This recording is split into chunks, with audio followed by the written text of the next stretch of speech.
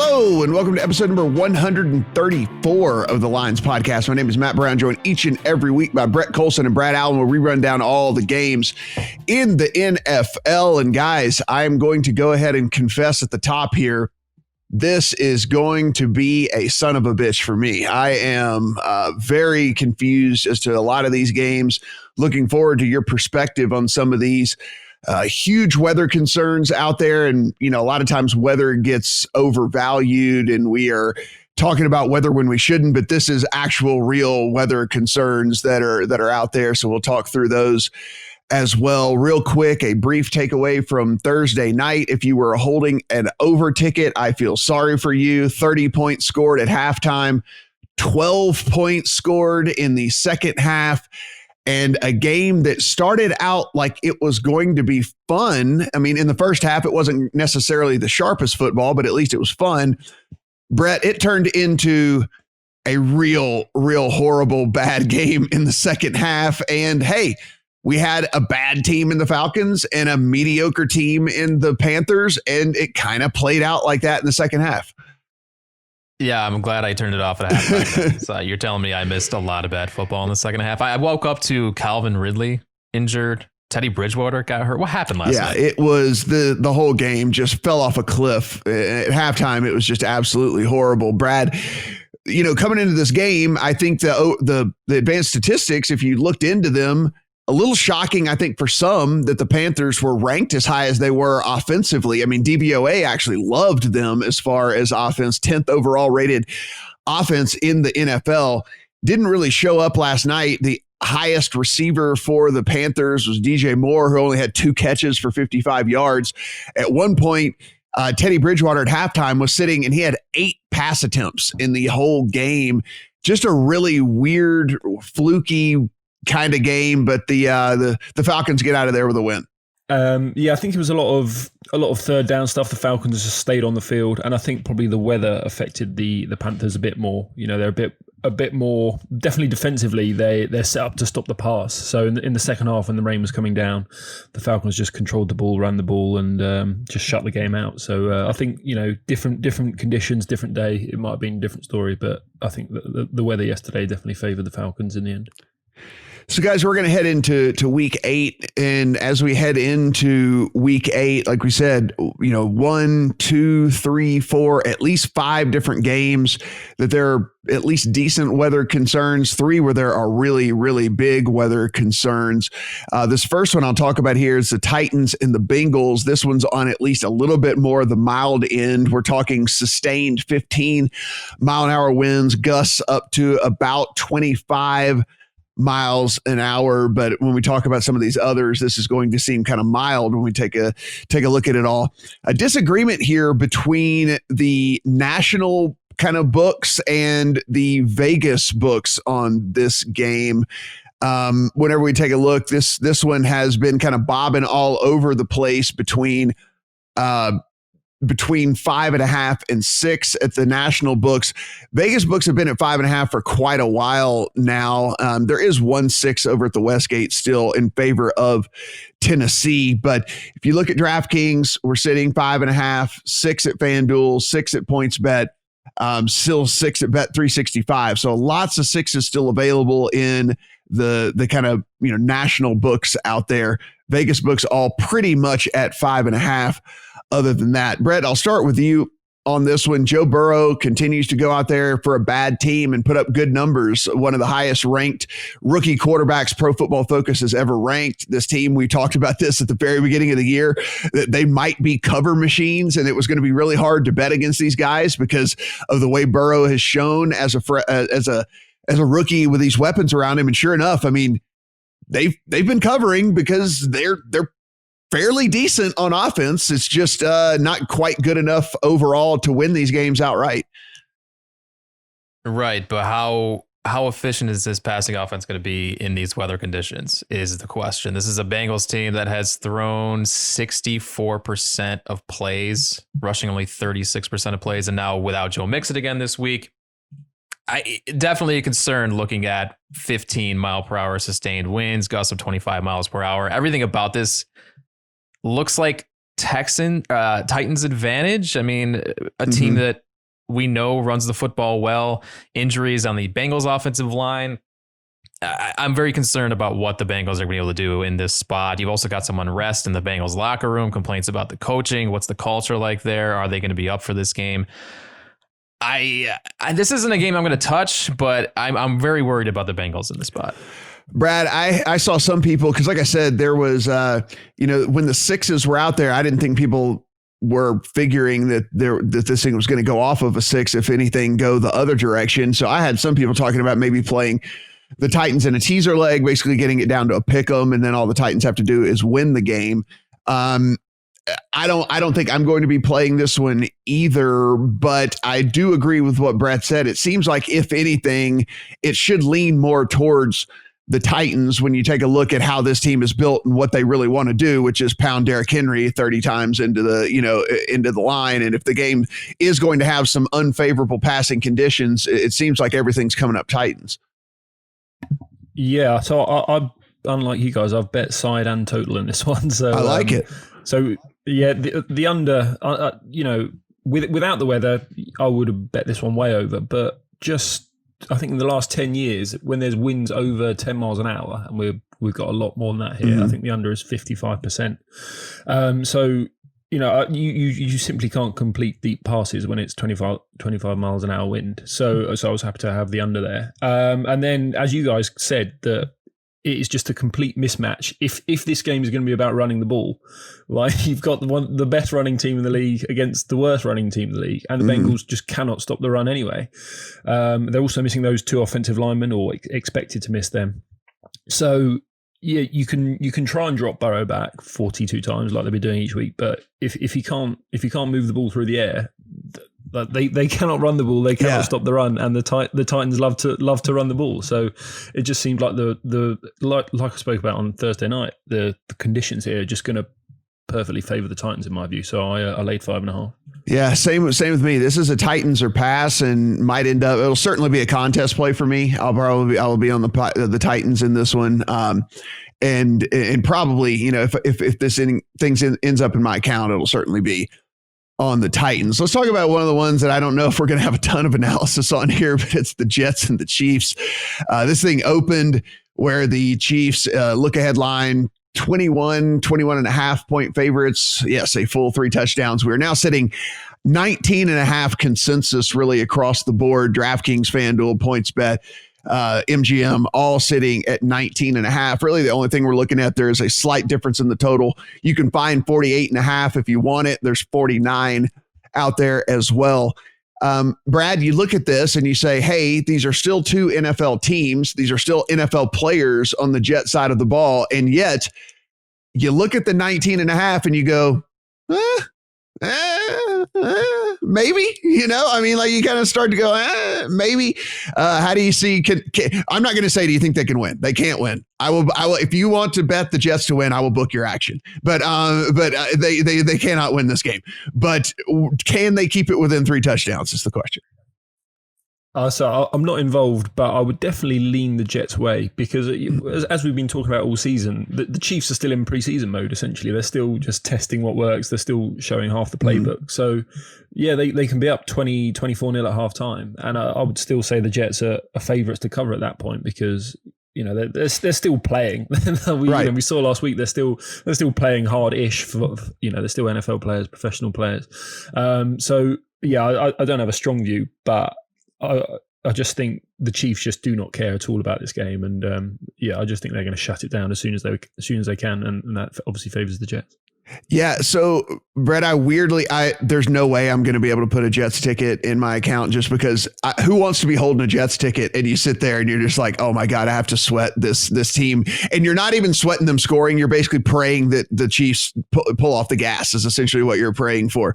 That's why I kind of looked at the total in this game, right? I mean, like 49. How many points are the Jets going to score in the best case scenario? I mean, 10? Like 10 points, like best case scenario. So I don't know. I was looking at the total and just wondering, is 49 too much? Because we literally asked the question last week.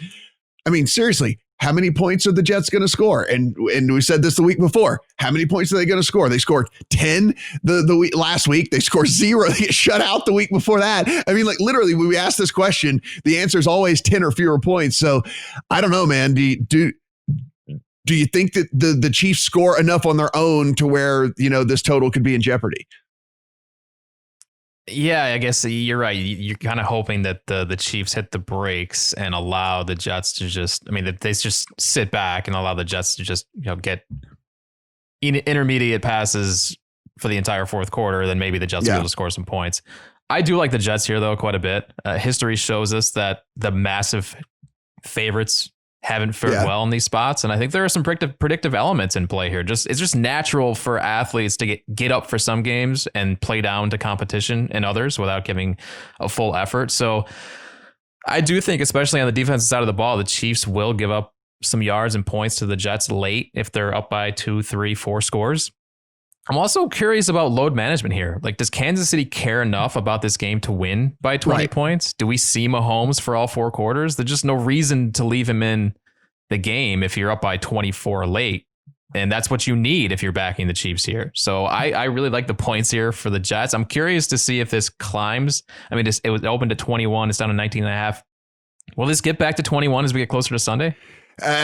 Probably. Here's the other thing about this. Like, I am agreeing with everything you guys say. I mean, if you're Andy Reid, if there was ever a game to be like, okay, let's build the lead and then go ahead and just make sure that I leave this game without any sort of any serious injury or anything, then this would be the game to do it, which also weirdly led me also, guys, to there's a prop on DraftKings. Like, Sam Darnold's pass prop is sitting at 215 yards.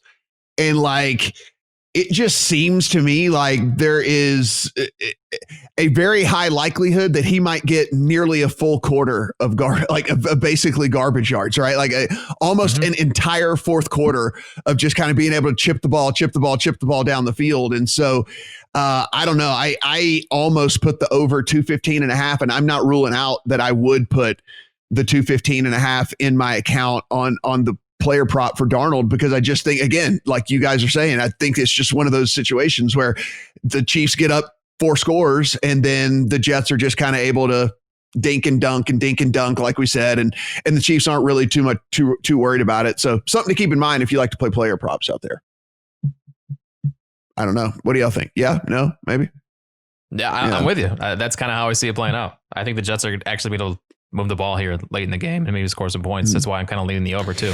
Rams and what's that?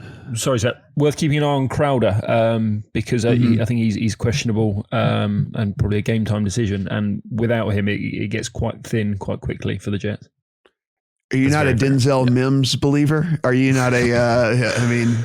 We'll see him out there for sure. All right, let's go to the Rams and the Dolphins. Of course, the big news in this one is this is going to be the debut of Tua Tagovailoa.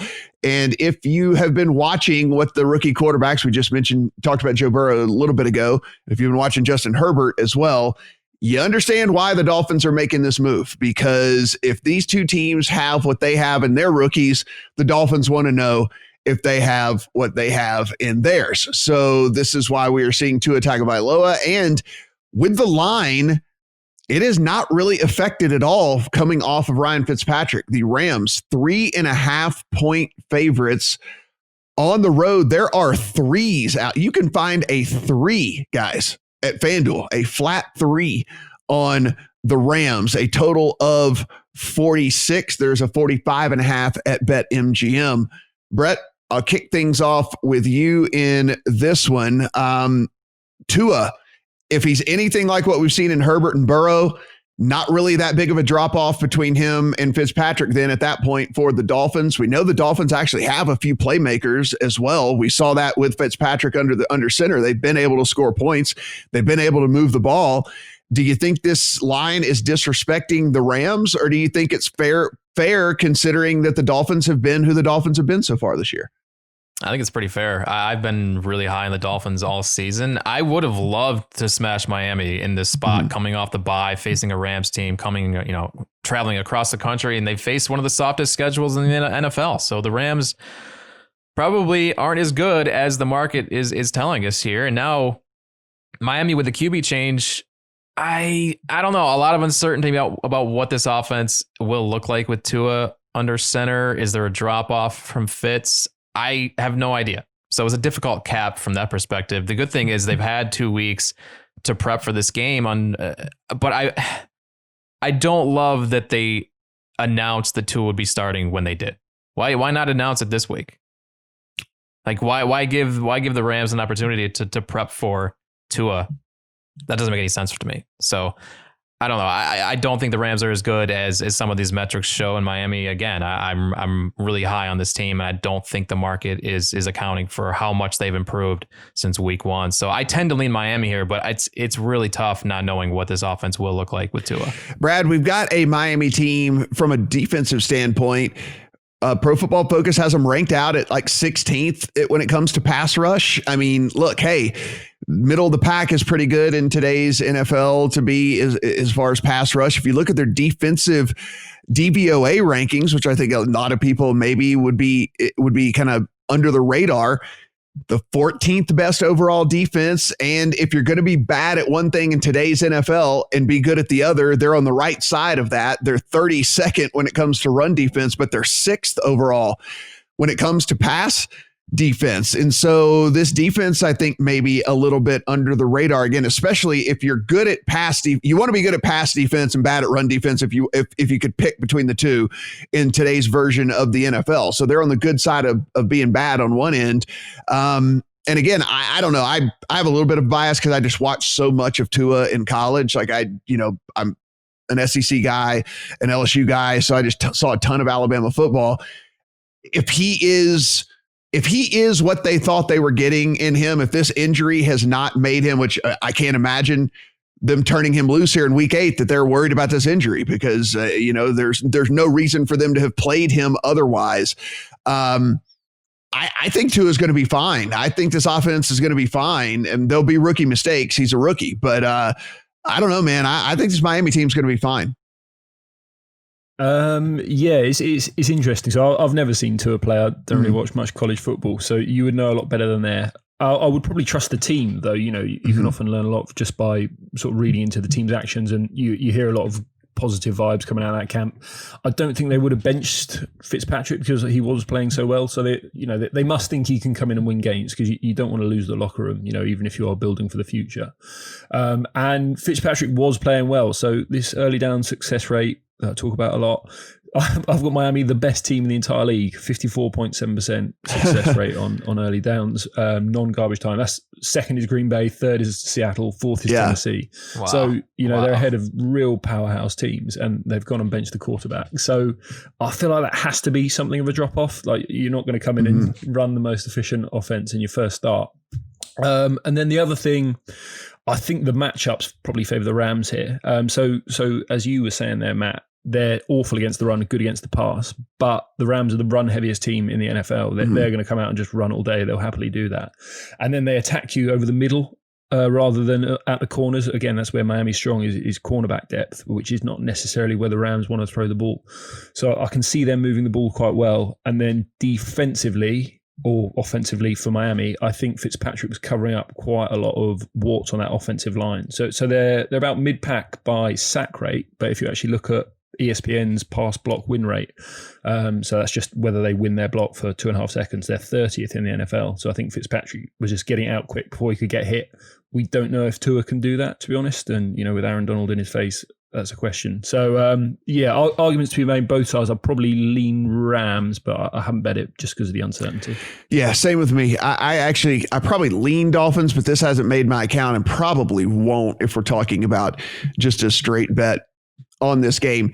Real quick, guys, we've been debating what home field advantage means in 2020, limited to no fans in the stands, depending on where you are. And I've been this advocate that home field advantage means far less than people give it credit for anyway, because the luxuries that the whole thought of home field advantage came about when traveling was such a bitch on all of these teams and stuff. But now these things are $1 billion run organizations, and everything is fine tuned and honed down to the very last minute. And Pro Football Focus actually came out in 2020 so far. They are valuing home field advantage at 0.2 points, if that tells you anything as to what home field advantage means in 2020. So less than half a point as far as 2020 goes. And so, that's not gospel. That's not, that's not written in stone, but that's at least something by very smart guys that are out there, as to what home field advantage means. Less than half a point in home field advantage. Colts and the Lions 2.5 point to 3 point favorites. You're going to find 3 at DraftKings. You're going to find 2.5 at FanDuel, 2.5 at PointsBet. You can find 2.5 at BetMGM as well. A total of 50. Brad, I'm going to start with you here because Brett and I are always much higher on the Lions than we should be, although it's paid off the last couple of weeks for us. Lions, starting to show a little bit of signs of life. Now, they were gifted that game last week, no doubt about it. But, a win's a win. It goes down in the win column. The Colts coming off of a bye, which maybe was a much needed bye to kind of get things back in order with that team. 2.5, 50. Yeah, a tough one. So, like you, I was on the Lions last week, but I had first half, so I didn't even get to enjoy any of that that in-game shenanigans. Just a straight losing bet. And I was infuriated watching that because Stafford was going about midway through the third quarter. That Stafford's going at 10 yards per attempt, and they've run the ball on early downs for like 2 yards an attempt, the same amount, and it's just. It's so frustrating watching this team just hamstring itself. And I think, so this is probably the biggest angle for me, is that you've got Matt Patricia on one side just doing moronic things. And then you've got what I think a very good coach in Frank Reich with coming off the bye, who has, I just think it's a huge coaching mismatch with extra time as well. So if Patricia is going to be running Adrian Peterson into the line, that's the wrong way to attack these Colts as well, because we know they're stout along the D-line. We think they're going to have Darius Leonard back last I saw. So again, that helps them there. And then when the Colts have the ball, I do think they'll have some nice plays cooked up ready for these Lions team. The Lions are also still sort of bottom 5 pass rush, and the Colts offensive line should be relatively healthy and quite good. So I can see them moving the ball. So I think Colts -2.5. I think it's probably quite cheap, especially given what you're just saying about home field or lack of. So I think Colts -2.5, -115 is probably a fair bet. Brett, my initial lean here, I tease games. My initial lean, I'm getting 2.5 with the Lions. I want to tease the Lions to up to 8.5, but then something has kept me from doing like this. This normally would have already been in my account. This would have been an auto bet already. Why is I don't know. You tell me. Are you still on the Lions here? Are you still bullish on Lions? What is keeping me from putting this in my account? Why can't I take more than a touchdown? Why can't I take more than 8 points with the Lions in this game? Something just feels off to me about this one. Yeah, I'm not loving the Lions in this spot either. I capped this at Colts -3. I thought that was a fair number. So now that it's off the 3, I definitely lean Colts. The question is whether Phillip Rivers can pick apart this Detroit secondary. Like, has Rivers been great this year? No, but he's still top 10 in the league in yards per attempt. He's had a couple weeks to prep for this matchup. Like Brad said, they're playing indoors. I just don't see Detroit stopping this offense. They can't. I don't think we've seen the best of the Colts offense yet. I certainly hope we haven't, because they haven't been all that great.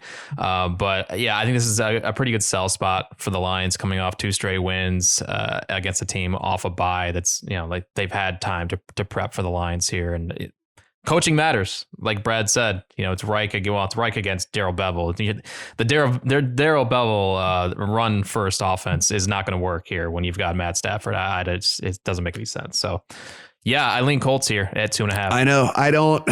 Same. I don't want to bet the Colts. I just don't. But this game just seems very, very weird to me. I mean, this Colts team has not been able to get anything going with T.Y. Hilton either throughout this entire season. And so you'd like to think that extra week off, maybe they're trying to figure out how to get the ball in his hands more, get a little bit more production out of him. This season has been pretty bad. I mean, you're looking at a DVOA offense on this Colts team that's way down at 22nd overall, 20th with the pass, and 21st with the run. So, I mean, you were talking they don't do anything well, really, from an efficiency standpoint. And so maybe this week off was just what the doctor ordered for this Colts team, which is why this game probably it would be Colts or nothing for me, which is crazy because I can't believe that I would be saying that at this point in time. So let's get into one of these games. It's going to be a weather situation, Patriots and the Bills. Brett, you know what's going to be going on up there. We are looking at sustained 20-mile-per-hour winds. We are looking at scattered showers. We are looking at it being pretty cold. It's going to be in the 40s. There's going to be gusts of winds up to 30 miles an hour. So real life bad weather in this one.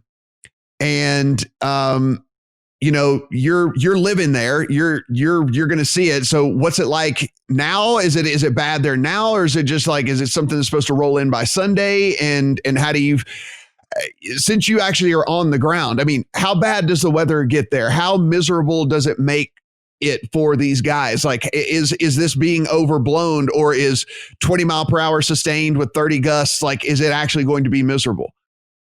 Oh, it's a real thing. It gets ugly in that stadium. I just looked outside and it just started snowing as we got on the podcast. So it's on the way.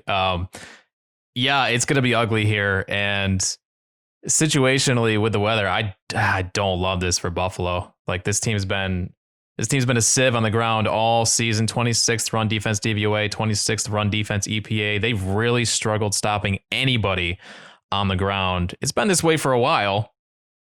The question is, can the Patriots scheme a win with the run game? And they've actually been quite good running the football when they incorporate a nuanced rushing attack with Cam Newton. And I think they're going to find success here against a young group of Bills linebackers that are talented, but still learning how to diagnose plays in real time. And then, you add designed option plays out of the shotgun with Newton, and I think they're going to have success. And you're also getting Cam Newton back into what he's done best for his entire career. I mean, this offense has been terrible the last 2 weeks because Cam's been sitting too long in the pocket against blitzes with nobody to throw to. So don't let the Bills attack when you don't have weapons to make plays. They're going to be without Julian Edelman, probably without N'Keal Harry. There's nobody to throw the ball to for the Patriots. So I think they're going to be able to run the football in really nasty conditions. And on the other side of the ball, the Bills, this is the worst rush offense in the NFL, according to DVOA.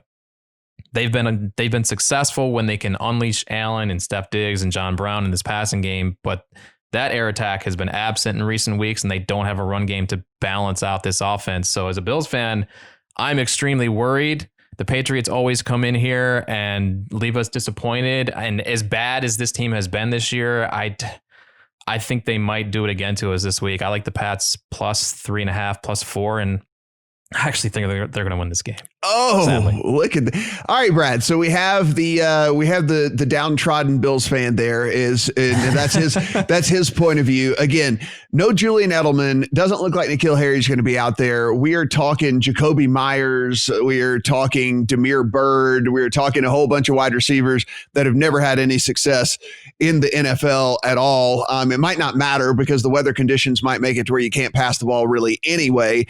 How do you see this thing kind of playing out with the Patriots catching 4 points with basically no offensive weapons at all?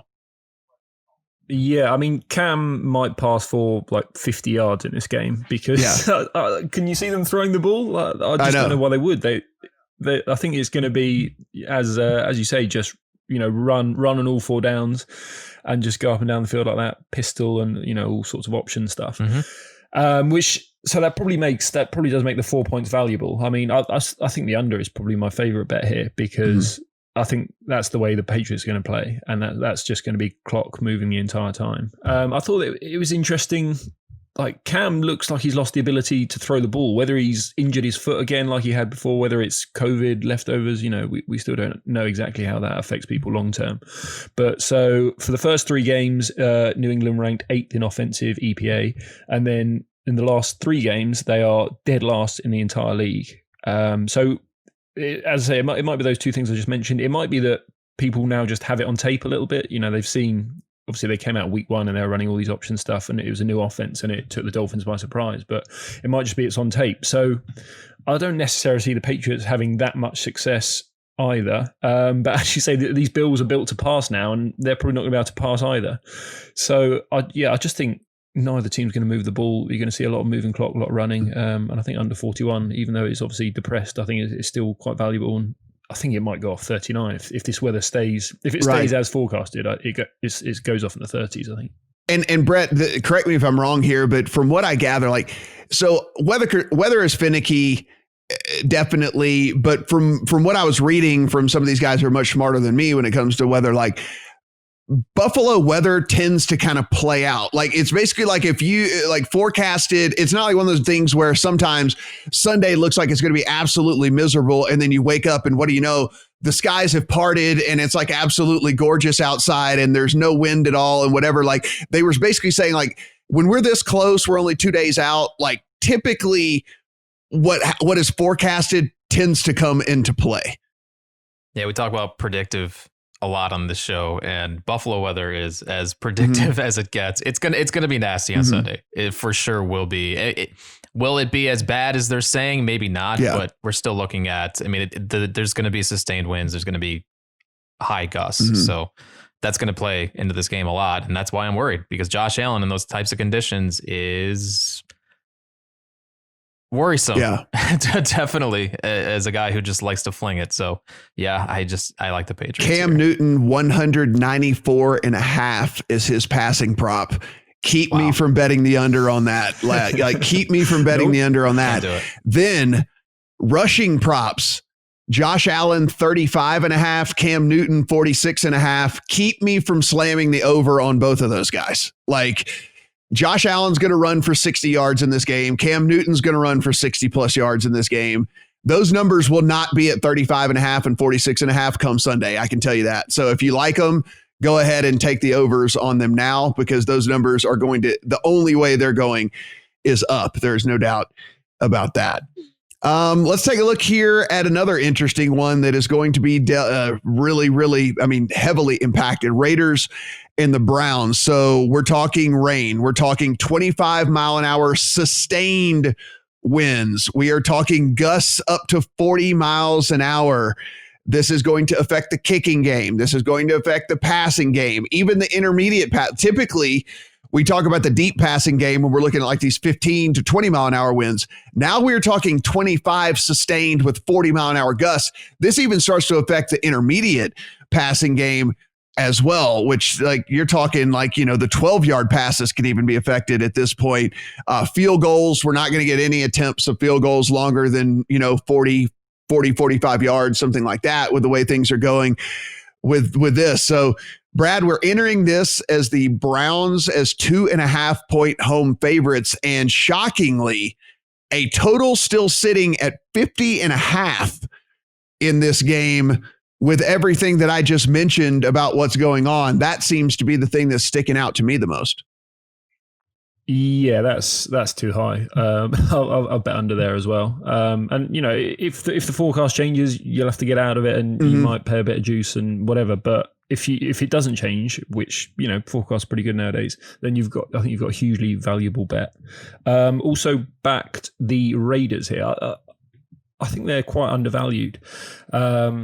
It was just a couple of weeks ago that they put up 40 on the Chiefs and everyone was talking about, here they are. And that was when they had Trent Brown and Henry Ruggs on the field, which they will have here, I think. I mean, Ruggs should go in it and Brown, I think it looks like he'll be back from that COVID stuff. So obviously, and I think you can kind of forgive them last week, especially. So it was 24-20 in late third quarter, fourth quarter against the Bucs. Obviously, none of their starting offensive linemen practiced a week, and then two more went out during the game. One was kicked out, one got injured. So they were down to, I think, their third string left tackle at one point, which is the last thing you need against the Bucs. So the offensive line should be healthy here. And we know, A, that Derek Carr likes to throw short anyway. So he finally gets his wish. John Gruden just goes, just go and throw it short like you always do, pal. That's what we need from you today. And then with a healthy offensive line, Trent Brown is huge for them running the ball. So I can see them moving the ball effectively. And then I guess on the Brown side, they like to run the ball as well, and that I can see them having a lot of success. The Raiders don't really stop the run well at all. But then off the run, they then like to throw play action and throw deep, which they're not really going to be able to do. So I think that kind of takes away the potential edge they had there. So I think you've probably got two very equal teams, and I would probably say the Raiders' offense is better. And just this line suggests that Cleveland's better. So I thought shade of value on the Raiders as well. So, Brett, of course, Odell Beckham Jr. out for the season. He's going to be replaced by Rashard Higgins. It looks like Donovan Peoples-Jones, who's one of their rookie wide receivers, is going to start to play into the rotation a little bit more, where he was basically standing on the sidelines the majority of the time for this Browns team. There are people out there who have at least floated the notion that this might be better for Baker Mayfield because there's not the pressure to get the ball to Odell Beckham. And while I don't completely dismiss that, because Odell is one of the more vocal, one of the bigger presences on the sideline in all the NFL. And, I think we forget Baker Mayfield's, he's only been in the league a couple of years. It's not like he's this veteran dude or anything like that. And Odell comes up and says, you're going to throw me the ball on this friggin' drive. And it probably makes him nervous, so I'm not completely dismissing that he could at least be more calm and spread the ball out more without Odell out on the field. But 2.5 point favorites, 50.5 in really, really terrible conditions in Cleveland. I don't know if this is maybe the breakout game for Baker, though.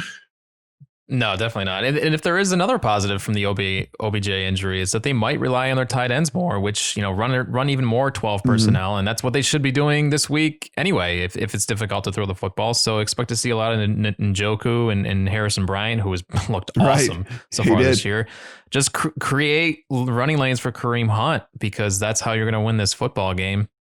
Like, metrics tell me that Cleveland should be able to bully Vegas on the ground, but this offense has not been the same without Nick Chubb and Wyatt Teller. So they're going to have to figure out how to really dominate at the line of scrimmage in this one. Is Myles Garrett playing? Reports saying that he is going to play.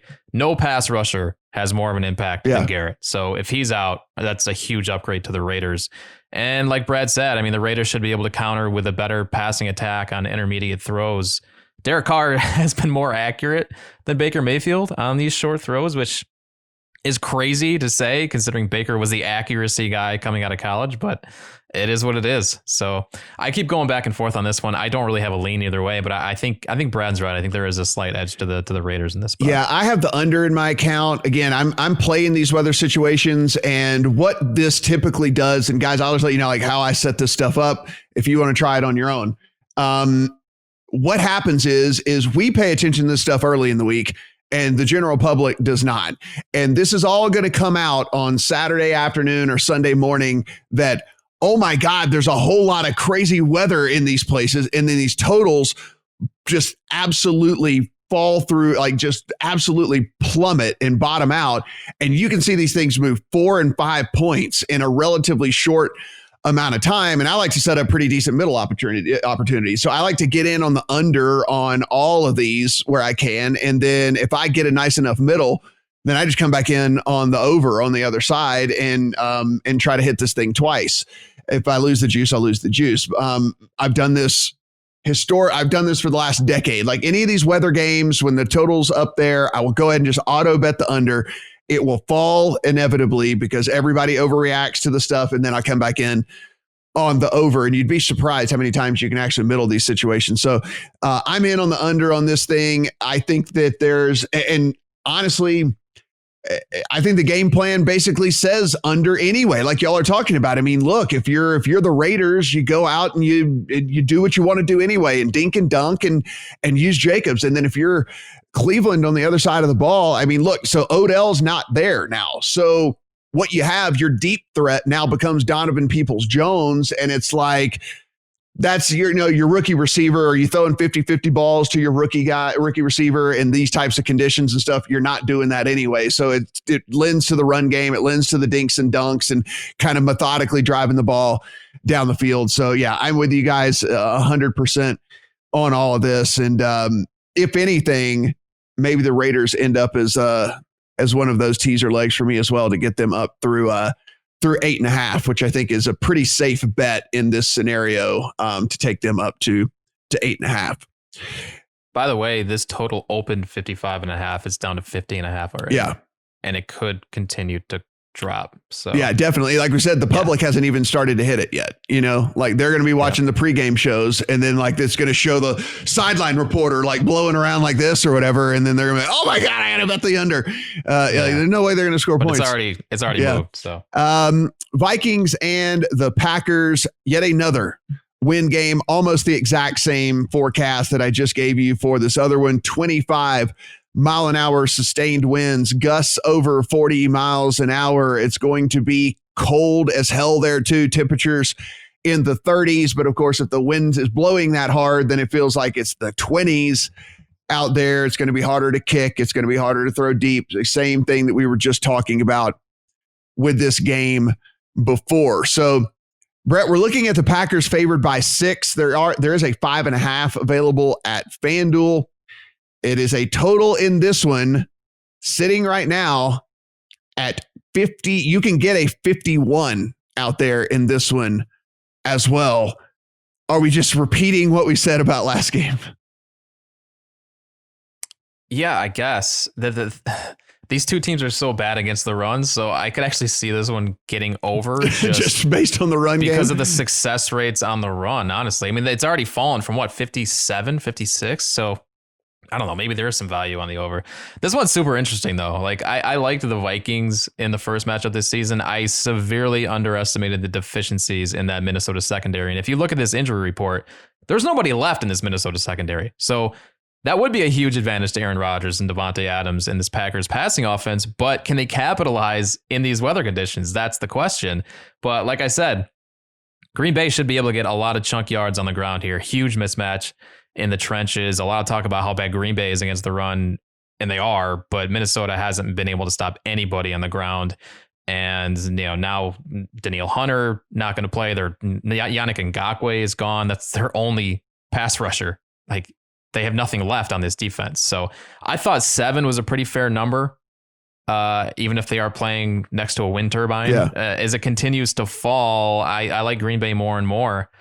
This Vikings defense is just so beat up right now. Brad, it looks like Dalvin Cook is on the good side of questionable. It looks like Aaron Jones is on the bad side of questionable. So it looks like Dalvin Cook will be back. Looks like Aaron Jones is going to miss again. They do have other guys back there. They've got Dillon. They've got Williams. So it's not like the Packers are hurting at running back without Aaron Jones, but I don't think that anyone would say that those guys are Aaron Jones. He is certainly better than those guys, but we've seen what the Packers are able to do. When he's not out there last week, they went out and handled their business looked like the offense was just running like normal. Is it same handicap for you in this one?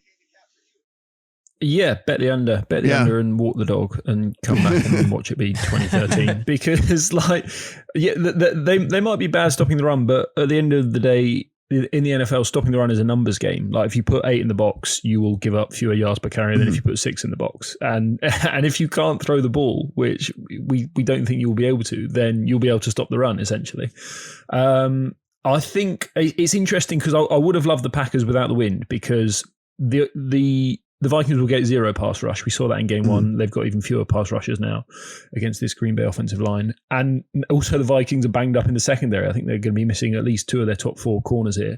So it's tricky for me because I don't know how bad they can be. Like, will the wind be enough to help them? My view in general is that the wind is just the factor. Like, whatever matchups are happening on the pitch, it doesn't matter because if you can't throw the ball 15 yards downfield, it doesn't matter.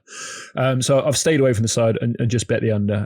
But if it does drop for whatever reason, then I think Rodgers can do whatever the hell he wants. Yeah, that 5.5 is certainly tempting on the Packers side. That 5.5, now that it's under 6, 5.5 certainly tempting and might actually get into my account here before it's all said and done. Steelers and the Ravens. This is the game of the week. This is the game everyone's going to be talking about. This is the battle of the undefeated in the Steelers, a team that everyone considers to be at least in the top 3 in the Ravens. Ravens are now, so this thing opened at 5.5. Quickly, everybody took the Steelers. This thing goes all the way down, bounces off a 3, comes back to 3.5, and now is settling in at 4. And Brad, we've got this Steelers team that we know what they're about. They are about fierce defense. They are about making it uncomfortable on quarterbacks, and they are about Big Ben getting the ball out of his hands quickly. And, that's going to negate a lot of what the Ravens do, because the Ravens like to bring a ton of pressure, and nobody is throwing the ball faster than Ben Roethlisberger is so far this year. Has more touchdowns on under 2.5 second dropbacks than any other quarterback in the league so far this year. And I think that they have figured out how to, I'm not going to say obviously declining skill set, but I will say, look, he's on the bad side of 35, right? I mean, Ben Roethlisberger's pretty old, but I think that they figured out a pretty decent formula to at least maximize what he's got left in the tank, and it's worked so far. What do you think about the Steelers catching 4 on the road at the Ravens? So I agree with what you said there, that perhaps this Pittsburgh offense, spread it around, is probably ideally suited to take on this kind of blitz-heavy Ravens attack. I think Big Ben, he's completing 70% of his passes against the blitz this year. And so you compare that to Lamar Jackson, because so we've got the most blitz-happy defenses in the league. So we think Big Ben's going to be pretty good against the blitz because he's getting out so quick. Lamar's been pretty bad against the blitz this year, 59% completion, 5.6 yards per attempt, pass rating of 71.8, 2 touchdowns, 2 interceptions. So pretty bad. That's the third lowest passer rating in the NFL against the blitz. And then, so it's not just the scheme, like, They haven't properly replaced Marshall Yanda this year. They're still weak at guard, and everyone talks about the Steelers D-line and kind of the edge rushers, but they're also really strong at defensive tackle with Cam Hayward and Stephon Tuitt in there. So I think I really don't see the Ravens having that much success moving the ball. Since week 3, Ravens passing offense 31st in success rate, 26th in EPA per dropback. So that they're bad, essentially. They're really quite bad. Some of that is maybe Lamar had that knee injury, which may have hindered him. So I think everything really suggests bet the Steelers. One reason I wouldn't go nuts is literally just the Ravens offer by John Harbaugh 9-3 against the spread. And like we were saying about Frank Reich, I do think a good coach with extra time is a sort of material advantage, and especially with the Steelers having that big physical game last week against the Titans, I would be somewhat concerned by that. So at 4 would probably lean to the Steelers, but wouldn't be going nuts just because who knows what Harbaugh's got up his sleeves. Brett, I only have one big bet that I've made so far in my account. I have this one. I have this in a really, really, really big teaser leg with another game that we'll talk about a little bit later. So I have the Steelers. I was able to catch it on the way down. I didn't get it at the best number, but I did get it at least at 4.5 to bring it up to 10.5. So I have the Steelers plus 10.5 in a teaser leg. I feel like this Ravens team, everything that Brad just said, like, I like the Steelers anyway at +4, but I certainly love them at 10.5 because I don't think this Ravens team in this iteration against a defense as good as the Steelers is built to beat anybody by 2 scores. They want to keep the ball on the ground. They want to play pretty slow. They're not passing efficiently at all as it is anyway. So it's not really built for this explosive type thing where you might look up and you're like, oh, hell, 3 plays of 70 yards. And next thing you know, they're up 21 points. That's just not really how this Ravens team offense has really worked so far this year. I can't imagine that they've changed all that much over the course of a bye week. I'm sure they'll have a few tricks up their sleeve here. But talent versus talent, give me the really good defense against the guy that's kind of a shaky passer. Like, I mean, it's just a different NFL these days, like if this was talent versus talent and you have, Aaron Rodgers back there or something, or, even at 43, Tom Brady, whatever, my view would be different. But in this particular matchup, I favor the Steelers defense. I'm with you. Yeah. I think the blueprint for Lamar Jackson is out, right? I mean, the Ravens aren't what they were on offense just last year. Like Brad already mentioned some of the metrics. They're also 16th in third down conversion. They're 18th in red zone efficiency. Defenses are bringing safeties to stack the box to defend the run, and the Ravens aren't doing a good job of going over the top. Jackson 14 of 38 on balls that have traveled 15 yards or longer. That's 28th in the NFL. They can't beat people deep, which makes it so much easier to defend them. So until Jackson's mobility is utilized like it was last year, I can't back them. And this is just, it looks like a great spot for the Steelers especially at this number above 3. So yeah, I'm with you guys on that one. Yeah. I wish I'd have hit it when it first came out on the way down, but at least I caught it before it had completely bottomed out.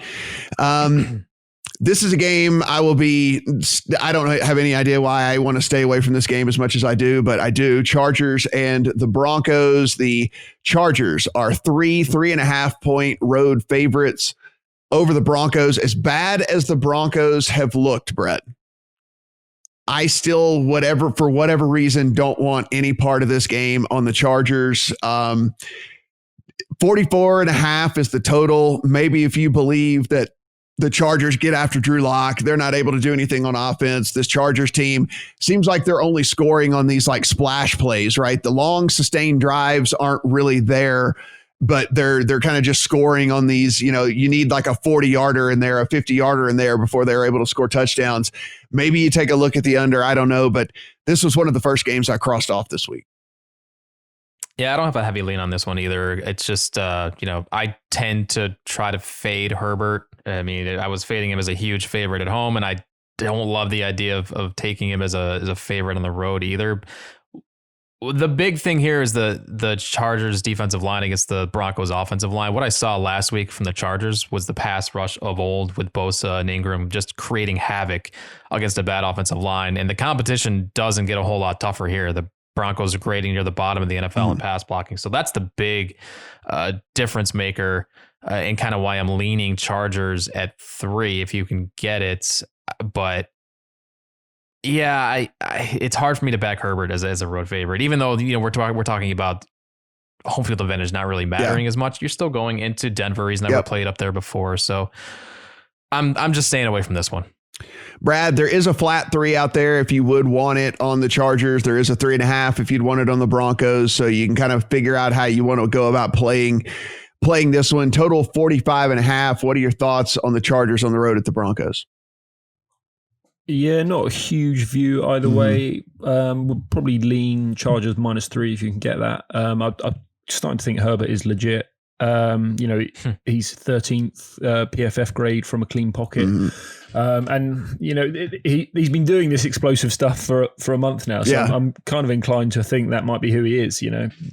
He's got this great arm. He's standing in the pocket. He's mobile as well, so he can buy himself time. And I think I don't want to bet against him anymore, if you know what I mean. I think he might be a real good prospect. For the total, they've kind of set him free a bit. They were very run heavy in his first 3 games, but since then they've switched to being one of the more pass heavy teams over the last couple of weeks.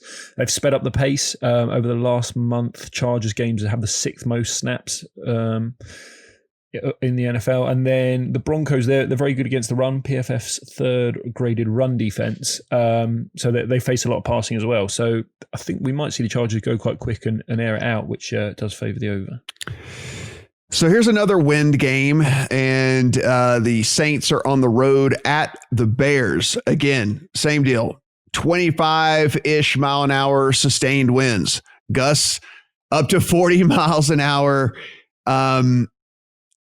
People have questioned Drew Brees' arm strength for deep passes. Well, here's the thing. He doesn't throw them anyway. So you don't really have to worry about that. So I guess where my lead into this, Brad, is the fact that I don't know if you really view this Saints offense all that differently in the heavy wind, because literally Drew Brees is not throwing 20-yard passes down the field as it is anyway. I mean, this is the definition of a dink and dunk offense right now. Try to get Kamara into space, hit Jared Cook for the little 7-yard, passes on the tight end. Like, there's just not a lot that I think changes from an offensive standpoint for the Saints all that much in this game. We watched the Bears just, trip over their own, whatever you want to say right there. I'm not gonna, but trying to score points this past week and just looking absolutely inept. And this is kind of the team I think we thought that they were from the whole time, right? We thought that was a paper tiger of a record, and it really showed out this past week. And Nick Foles can't do anything. I mean, there were opportunities for him to make plays. There were opportunities for him to hit guys down the field, and he was just not able to do it. The Saints are going to head in, and this is where this is pretty interesting. So you can find everything from 4.5 all the way to 5.5 and everything in between. So there's a 4.5, there's a 5 at PointsBet, there's a 5.5 at FanDuel, there's a 4.5 at DraftKings. So you can kind of pick your number depending on which side you want to play in this one. Total of 43.5. Yep, start with bet the under. We've got our wind, and so again the handicap is who's better at the short passing game and who's better at running the ball and stopping the run.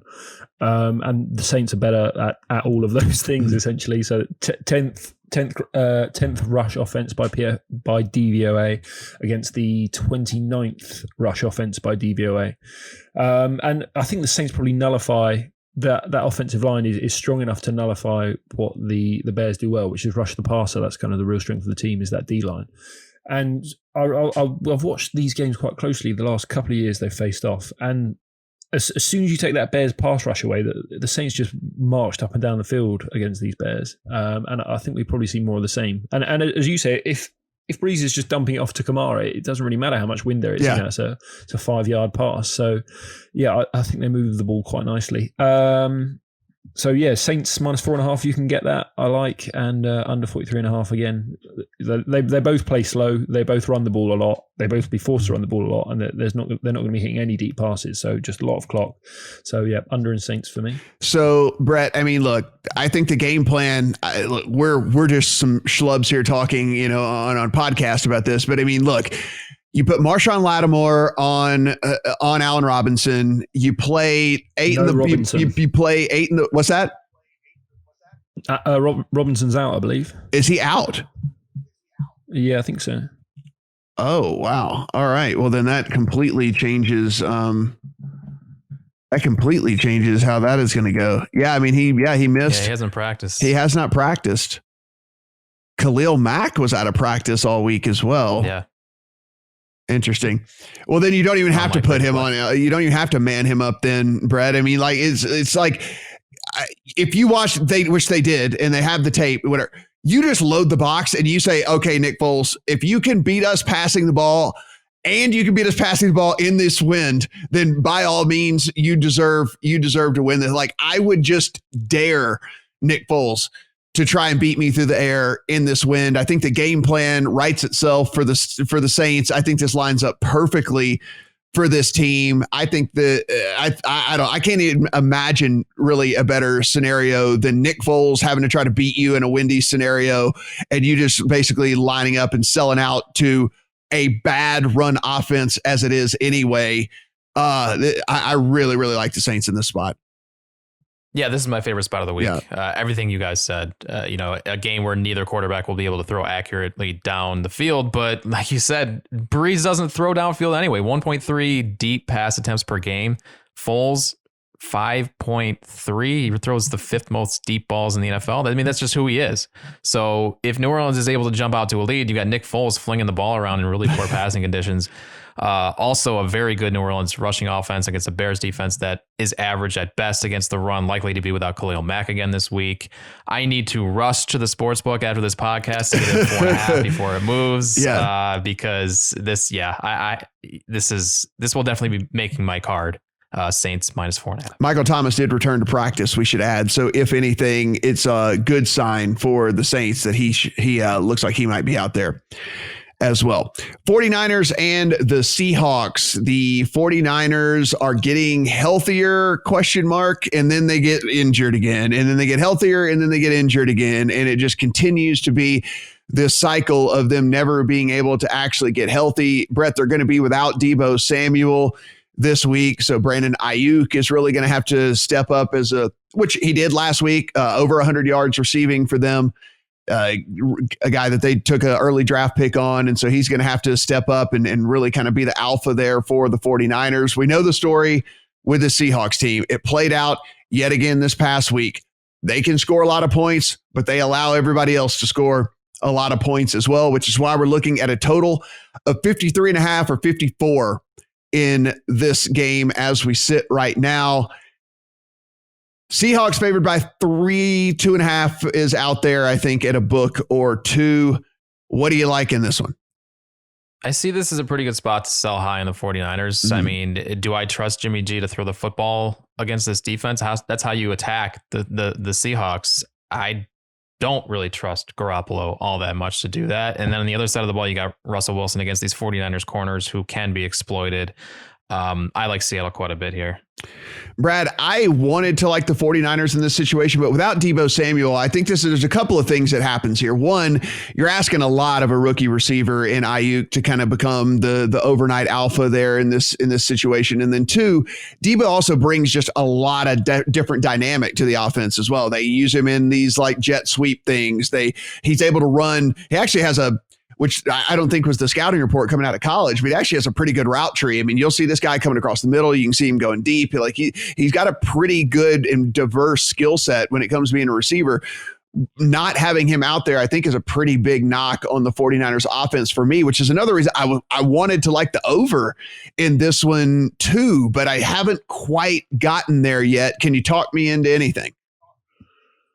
No. I'll be honest. I have bet Seahawks -3, but I don't know if I like it, to be honest. I might get out of it before game day, because initially I was thinking that the 49ers, as you said, they weren't set up to attack the weakness of the Seahawks defense, which is you want to throw deep on them. But then I thought about it some more, and I thought that Shanahan has made a living out of just destroying this cover 3 zone that the Seahawks run. So I do think that the 49ers will score their points. I think probably the key to the offense is George Kittle, and as long as he's out there, I'm confident they can move the ball somewhat. So I would probably, like you, Matt, I'll probably lean towards the over. So I think the Seahawks are like the perfect over team. Yeah. So they throw the ball early and often, they throw deep, they play quick, and then defensively they stop the run, so they force you to throw the ball. So I think probably that there's probably a shade of value on over 54. That'd be one I would look into more, because I've not bet it myself, but just chatting here, that would be where I would lean, I think. Yeah, same with me. That one might end up in my account that way. I don't know if I'll end up playing a side or not. I'm sure everyone's really looking forward to watching this Cowboys and Eagles game. I'm sure you just can't wait to see what's going to be out on the field for this one. Brad, I'll start with you. I have no interest in this game whatsoever. Eagles are 9-point favorites. We know the situation with the Cowboys. We don't really know what to expect at the quarterback position. The total sitting at 43. A 9-point spread between this pathetic Eagles team and a Cowboys game. I don't know. You tell me how I should bet this thing, because I don't have a clue. I think this is probably one where it's Eagles or pass, and I think it's probably one you wake up on Monday morning or whenever they're playing this game and you go, why didn't I back the Eagles here? Because so the Cowboys, they are getting some pieces back on the offensive line, but they're still down to their third string left tackle. They're still backups at 3 of the 5 spots, and obviously we saw last week what a good defensive line in the Redskins did to the Cowboys. So I think the Eagles are going to have lots of pressure, and that's just not a good combination when you've got this sort of rookie quarterback who's never really seen the pace of the NFL. Like his first play last week, he couldn't even complete a toss play to Zeke Elliott. He missed him, and they fumbled it. So he's going to be more prepared than that. But there's a reason he is this like undrafted 7th round rookie or whatever he is. I think the Cowboys are the worst team in the NFL. They were carried by their weapons, a decent offensive line at the start of the year in Dak, and without Dak on the offensive line, you can't get the ball to the weapons. So then you've just got the worst defense in the league and a rookie quarterback who's probably terrible. So yeah, I'll probably lay the points with the Eagles, if anything. Yeah, Brett, it's this thing's been on the climb. Obviously, this has gone from 7 to 8 to 9. Now it's 9.5 at FanDuel. It's at 10 at PointsBet.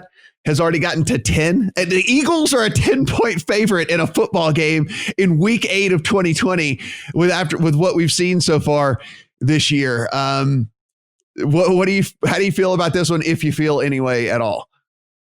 I already got duped into the Cowboys market play once. I felt like they were a good market play last week. I can't do it again, especially with this DiNucci, a James Madison. The guy didn't even play Division 1A football. Like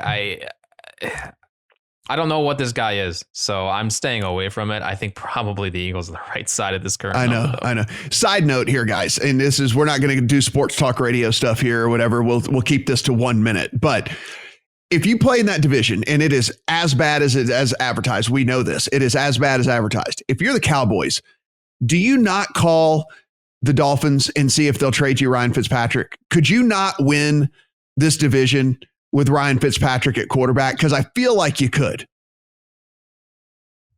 You definitely could. Like, we saw what he did with the bottom 3 offensive line in Miami. He's got the most efficient offense in the league. Just go and get him. And it's a very similar team then. Weak offensive line, but great weapons. So get Fitzmagic in there to sling it out there quickly. And yeah, you can definitely win the division. I mean, Brett, Fitzpatrick with Amari Cooper, CeeDee Lamb, and Michael Gallup and Zeke Elliott. Like, could you imagine?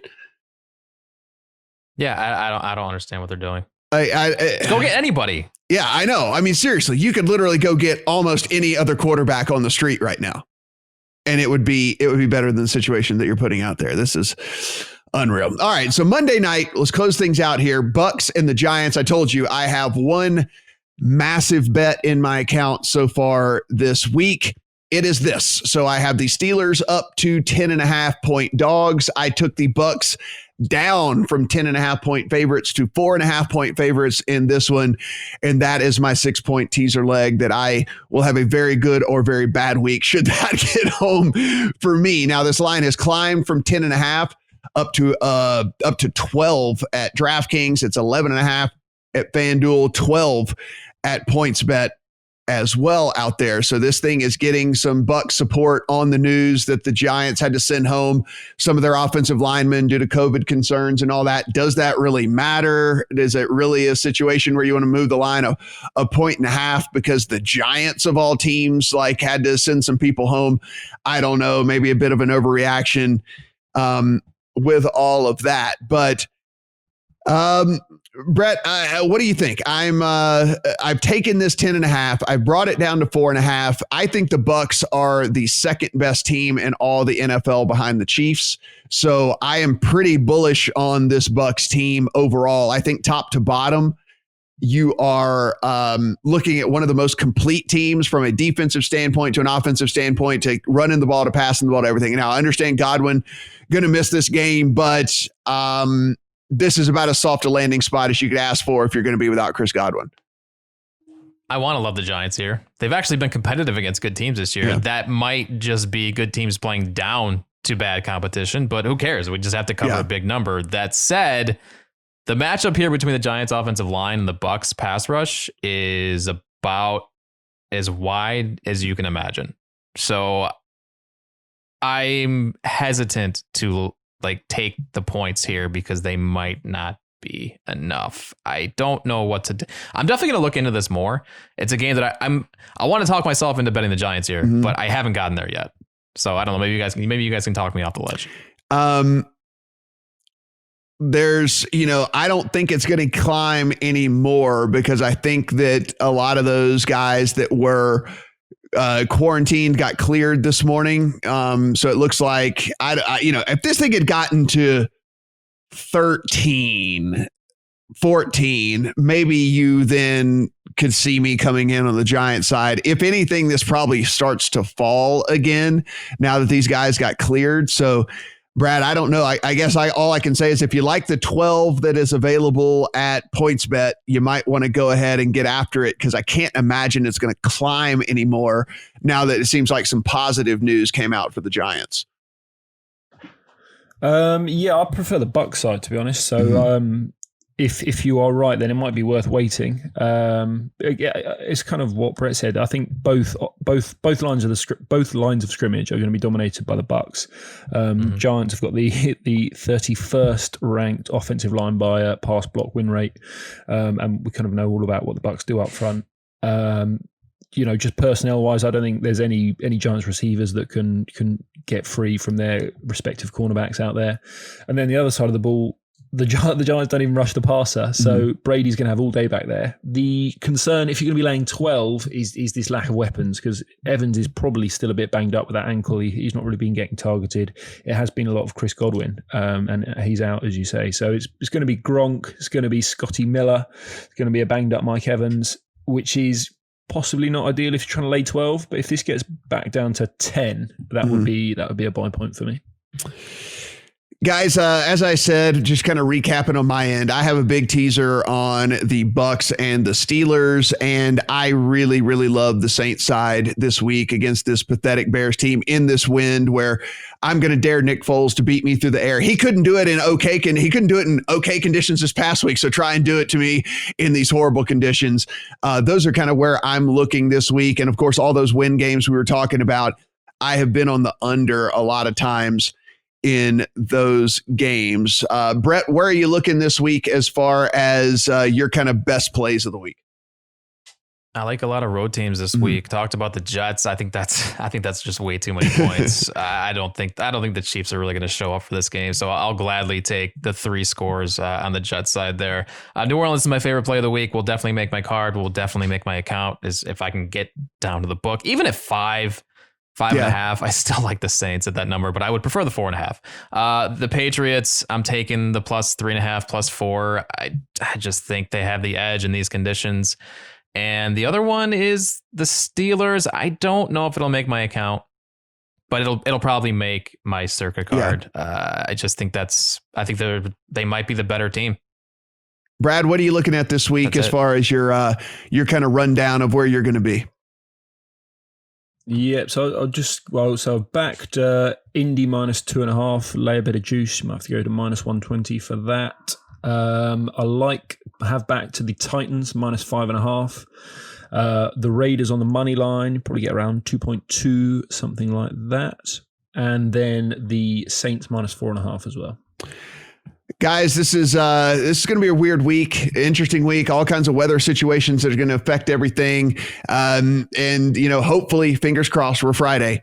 No COVID situation so far. We're on track to play, so that thing can always pop up, but hopefully we can get through a week without some sort of COVID situation playing a major factor in all of this. Of course, we have all the game previews over at thelines.com. So be sure and head over there. You want a written version of any of this stuff, and head over to the YouTube page as well, /play picks for that. Be sure and subscribe. We get some, we do all the island games on there, do a breakdown, look at the player props and whatnot. And then of course, if you need an account, we just told you the differences between the juice at the certain places, the totals are different, the spreads are different. So you need multiple accounts to make sure that you're getting the best odds that you can possibly get. So just click on, there's a little state thing at the top of the lines. Just click on your state, and whatever state you live in has legal betting, you're going to get the very best sign-up offers, free money, match bets, all the different things like that at any of the books out there. So take advantage of that. We don't get often the opportunity to take advantage of the sports books. They want to take advantage of us. So if they give you free money or a free bet or a match bet or a deposit bonus, you certainly want to get the best offers that they can give you for all those. For Brett, for Brad, I'm Matt. Talk to you guys next week.